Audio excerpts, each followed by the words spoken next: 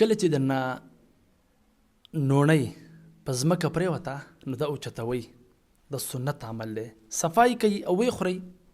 و چې کله د مسلمان نه نوڼۍ په ځمکه پرېوځي و دی اوچته نه کي، و شیطان په دې خوشحالیږي، او چې کله و دی اوچته کې شیطان په غوسه کیږي.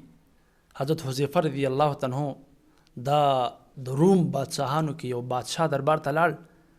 هلته بادشاه هغه لپاره خوراک انتظام وکړو، نو د خوراک کوو، نو په خوراک کې د نوڼۍ هغه لقمه په ځمکه پرېوته.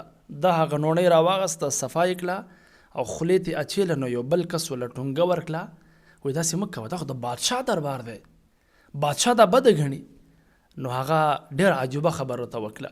هغه ورته وایي اترکو سنت حبیبي لهؤلاء الحمقا، زه د خپل محبوب سنت د دې قمقلو د وجې نه پرېږدم چې زما محبوب رسول الله مبارک فرمایي چې کله د